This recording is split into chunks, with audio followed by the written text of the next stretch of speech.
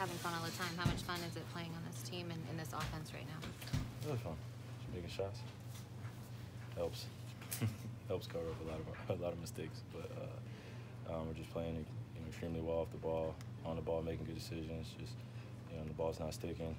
Guys are getting in the spots and making the most out of the opportunities when they get it. So just creating for one another and just making the right pass. Is it as simple as moving the ball? No, it's as simple as making shots. It's really what it comes down to. I mean, it's not too often that we're going to put up 135 points, but I feel like consistently over the last few games we've done a great job of just making shots, but they've been great ones. They haven't been good ones. Some of them have been great. And as you see, we on some runs where we scored 9 points in almost 33 seconds. So you have that type of offense, and it's pretty hard to stop. So it's good. What's it say about you guys putting up 135 points without you having to carry the scoring load for an extended stretch? I mean, it's always great. I mean, it's, like I said, when we're making shots and we're continuing to make each other better and make those plays that we weren't making at the beginning of the season, of just trusting one another in specific positions in our offense.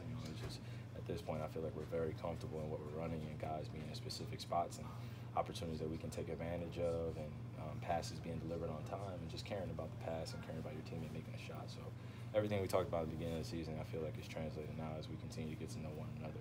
Meat of the season right now, you could tell that our team is just feeling really good being around each other, and it's totally different in terms of how we feel out there. So it's just really positive, and when I don't have to go out there and score 30, it's cool for me. I probably won't have to score 30 for until we play one of the best teams in the league, or if any, until the playoffs. So I'm happy about that. Do you feel like this team is in their stride right now, especially over the last 4 games? We'll see. We got some tough tests. Yeah. We got some tough tests. Just winning on the road is always hard, but for us, that's what we want to be kind of known for in this locker room, which is going out and beating teams on the road as well as being great at home. So you mentioned consistency. Sorry, Kyrie. You mentioned things that you've been talking about throughout the year seem like they're happening now. You've talked about more innings consistency. Do you feel like this has been the most consistently, in terms of playing well, you guys have played the last few games, kind of in terms of the way you want to play? Yeah, and also I think just how comfortable guys are in terms of the minutes that they're playing and what we're doing out there. You just don't see the body language as we once did in the beginning of the season of guys not getting shots or guys missing shots. Miss or make, we're setting up our defense.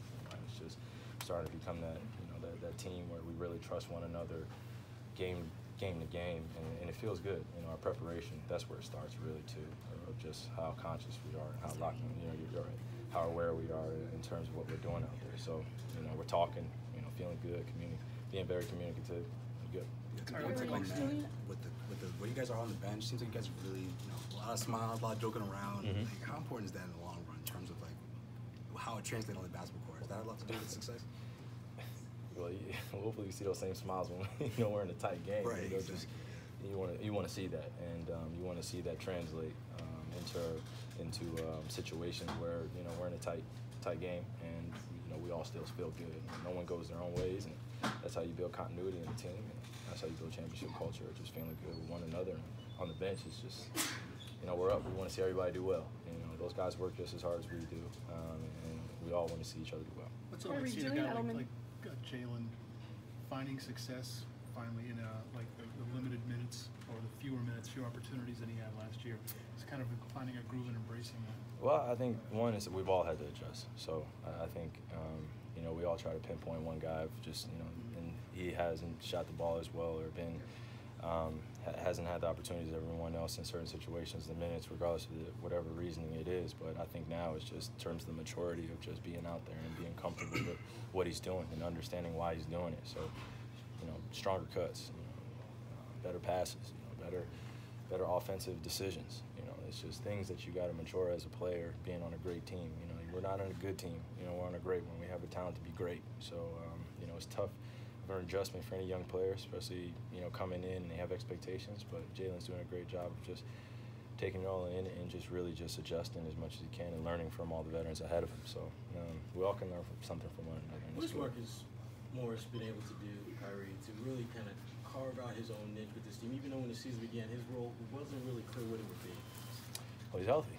I mean, and we really get a chance to see what he adds out there in terms of his dynamic of being a 4-man.